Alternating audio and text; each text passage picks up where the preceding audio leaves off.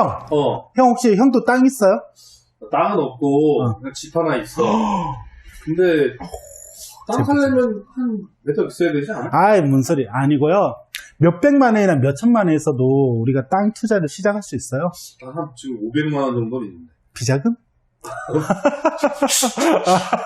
그러면 우리 그 돈으로 땅 한번 사볼까요? 근데 그 돈으로 땅 살 수 있는 땅이 있나? 우리가 항상 저평가되어 있는 땅을 찾고 있잖아요. 농지라는 게 있어요. 이 농지는 가장 저평가되어 있는 땅 중에 가장 기본이거든요. 농지는 그러면 농사 짓는 땅을 말하는 거야? 맞아요. 논과 밭을 얘기하는 거고요. 근데 500만 원 가지고 농사 짓는 땅을 할 수 있을까? 그거는 이제 또 발품을 한번 팔아봐야죠. 야, 그렇다 그러면 네. 나처럼 적은 돈으로 돈을 벌 수 있다 그러면 지금 우리가 동영상을 찍고 있는데 다른 사람들도 이게 되게 궁금하지 않을까? 주변에도 거의 다 이제 주식을 하거나 또는 이제 기업에 투자하고 하는데 이제 적은 땅으로 땅 사는 걸 되게 겁내하더라고요. 그래서 형 말대로 오늘 적은 돈으로 우리 투자할 수 있는 땅에 대해서 이 농지에 대해서 한번 알아보면 너무 좋을 것 같아요. 그럼 나 돈 벌 수 있는 거야? 아이, 그럼요. 한 그래? 땅 내세요.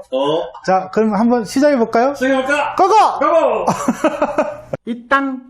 우리가 농지에 대해서 오늘 얘기를 할 건데 농지는 크게 두 가지 종류로 나눠지거든요. 밭하고 논. 부동산 용어로 뭐 전하고 답. 답이 뭐죠? 답, 논. 맞습니다. 답이 논을 얘기하는 거고 전이 밭을 얘기하는 거고요. 자, 농지라고 하면 농사를 짓는 용도의 땅을 얘기하는 거예요. 근데 나는 농사를 안 짓을 건데.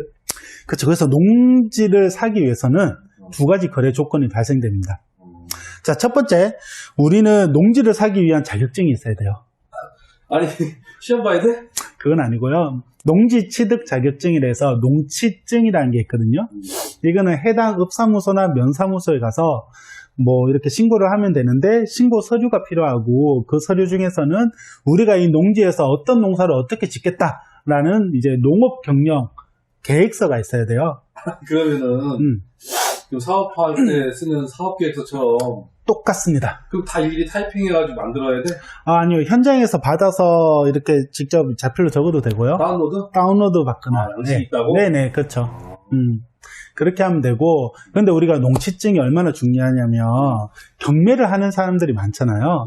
근데 이제 뭐 친구 중에 한 명이 경매를 하는데 전라도에 호재가 있는 땅을 이제 경매로 취득을 했는데 그게 그 농지였어요.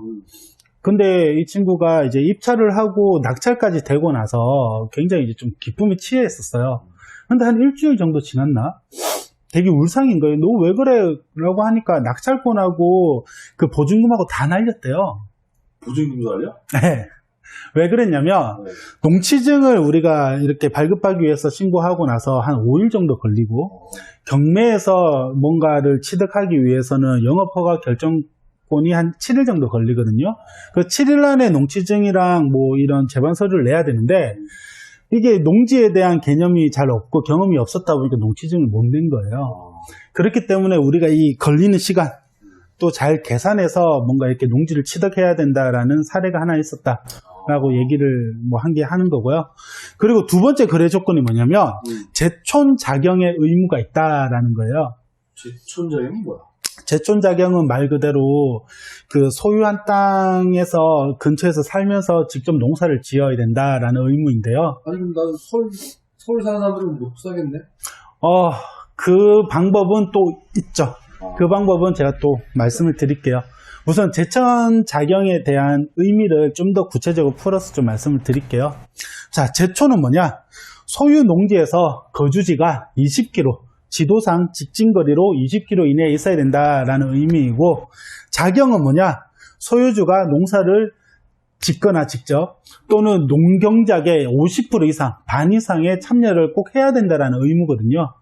이 제촌자경을 제가 굳이 얘기했던 이유는 우리가 나중에 땅을 팔 때 양도세하고도 관련되어 있고 또 여러 가지 제약사항에서 이 제촌자경을 하지 않았을 때 농지를 구매할 때는 굉장히 큰 영향을 미치기 때문에 이 부분은 굳이 또 설명을 풀어서 했는 거예요. 자, 그럼 아까 형이 질문했던 그 질문에 대해서 제가 대답을 한번 해드릴게요. 이 땅 제촌자경을 하지 않더라도 우리가 농지에 대한 소유권을 인정받을 수 있는 방법은 크게 두 가지가 있는데요. 정부에서도 실제로 농지 거래에 대한 활성화를 많이 독려를 하고 있어요. 그래서 첫 번째 방법이 뭐냐? 혹시 그 주말 농장이나 체험 농장에 대한 얘기 들어보셨죠? 몇 년 전까지만 해도 굉장히 크게 막 붐이 일어났었잖아요. 그게 이제 그 중에 한 개 방법인데, 우리가 300평, 이게 중요합니다. 300평 미만의 땅을, 농지를 취득 후에 농취증을 체험 농장이나 주말 농장으로 신고를 하고 받았을 경우 내가 주말에만 가서 이렇게 농사를 짓더라도 농지에 대한 소유권을 인정받는다가 첫 번째예요. 두 번째는 뭐냐? 농지은행 제도라고 있어요. 그렇다고 진짜 은행은 아니고요. 한국농어촌공사에서 운영하는 건데 내가 농사를 짓기 위한 목적으로 땅을 취득을 했어요. 농지를 300평 이상이라도. 근데 개인 사정에 의해서 농사를 지을 수가 없어. 그럴 때는 이제 자격을 박탈당하면 안 되니 한국농어촌공사 그 농지은행에 수탁을 하는 거예요. 그러면 한국농어촌공사는 이제 땅이 없는 또는 추가 땅이 필요한 전업농과 매칭을 시켜서 그 땅을 임대해줘요. 임대료를 받을 수 있죠. 얼마나 받아? 그거는 이제 주변 그 해당 토지의 주변 시세에 따라 다른데 임차인하고 이제 협상을 통해서 결정을 하는 거기 때문에 좀 케이스 바이 케이스로 다르다. 몇 년 동안 임대를 해줘야 돼? 이게 중요한데 기본 계약이 5년이에요. 5년? 5년은 의무로 가야 된다. 근데 5년 동안 뭐 내가 했는데 나쁘지 않다. 뭐 임대도 받고 또 그 농지 소유권도 내가 인정받고 있다. 이러면 나쁘지 않잖아요. 근데 그 재계약을 하자라고 제안이 왔을 때 재계약을 할 수도 있잖아요. 그때는 5년이 아니라 3년의 의무가 부과되는데 그러면 한 번 더 재계약을 하고 총 8년 동안 우리가 위탁을 임대를 해줬다라고 가정을 했을 때 하나의 혜택을 더 주는 거예요. 뭐가?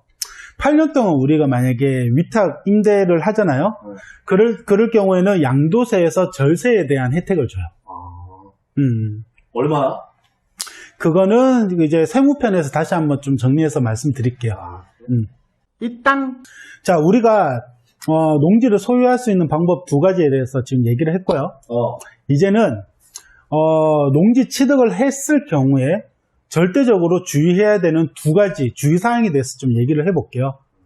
첫 번째가 뭐냐면 농지를 취득한 후에는 절대 놀리면 안 된다라는 거고, 놀렸을 때는 휴경지라고 하죠.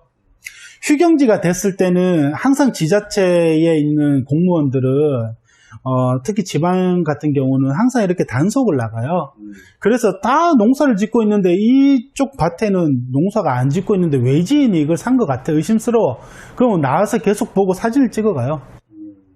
그다음에 요즘은 위성 사진으로도 하긴 많이 하거든요. 뭐 지도들 많잖아요. 겨울에는 상상이 없는 거지? 겨울은 이제 다들 농사 안 지으니까 그건 상관이 없고, 농사 지을 때 걸리면 안 되는 거예요. 그럴 때는 만약에 적발이 되잖아요. 양도를 할 때 양도세에서 10% 중과를 해요.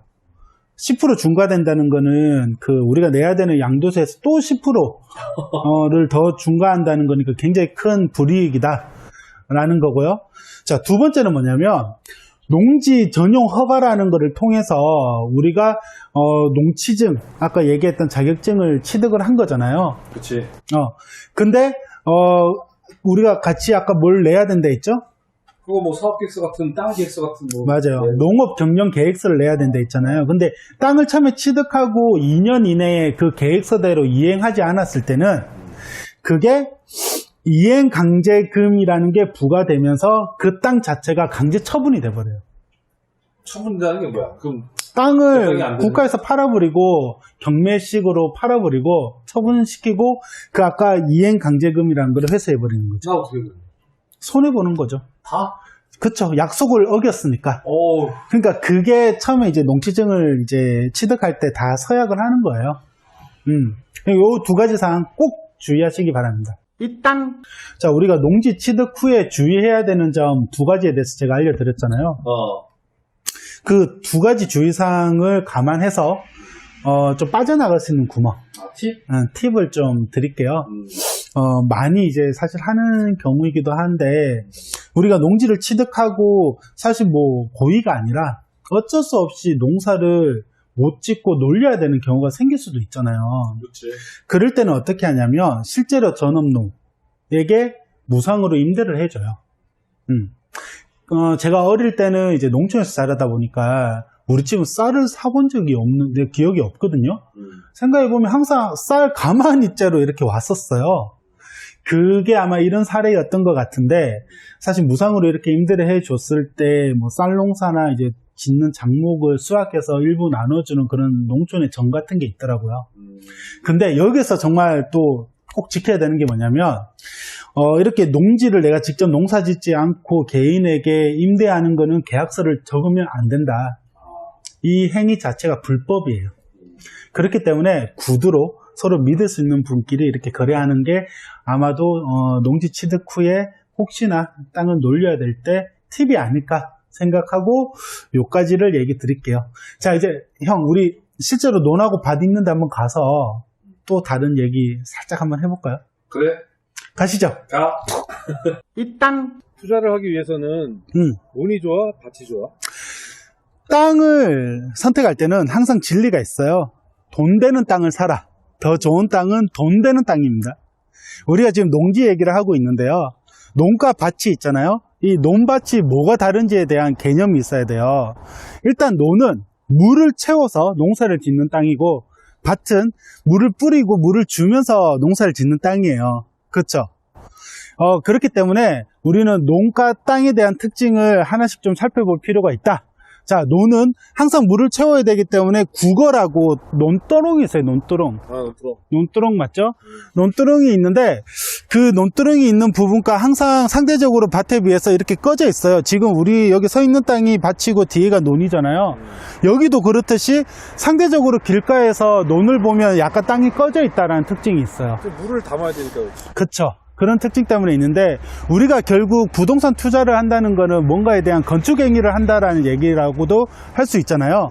그렇기 위해서는 이 논에는 성토라고 흙을 부어야 되는 이유도 생기는 거고, 국어를 좀 처리해서 진입로를 좀 매끄럽게 만들 수 있는 이유도 생기는 거고, 그렇기 때문에 상대적으로 우리가 농지 투자를 할 때는 밭을 더 선호한다고 말씀을 좀 드릴 수가 있어요. 성토가 돼서 그런 거야?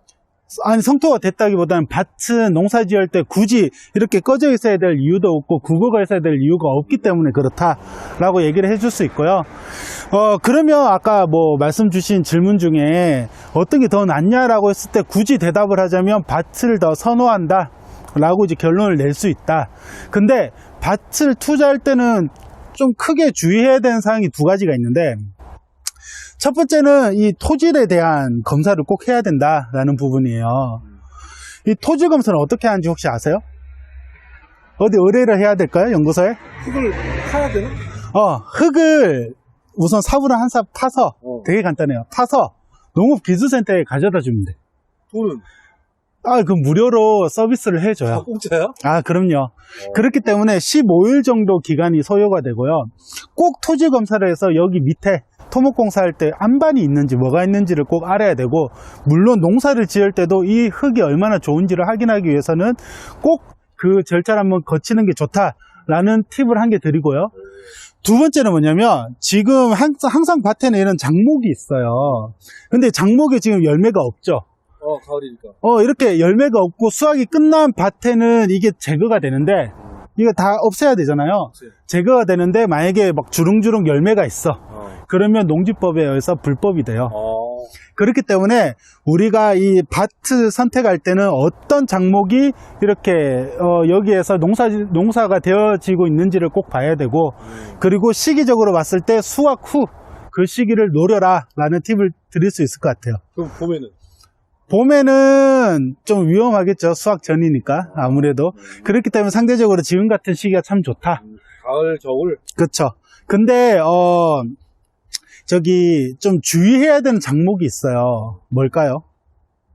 뭐 오랫동안 해야 되는 뭐 인삼 이런 거? 그쵸. 도라지 뭐 이런 거? 우리 인삼 농사는 이 검은 천으로 이렇게 해를 항상 가리고 있는 데를 주로 볼 수 있잖아요. 거기는 수확기가 5년이에요. 그래서 무조건 5년 동안 물린다. 그렇기 때문에 인삼밭이라든지 그런 부분은 투자용 농지로는 약간 주의를 해라 라는 팁을 마지막으로 좀 드리고 싶어요. 그렇구나. 네.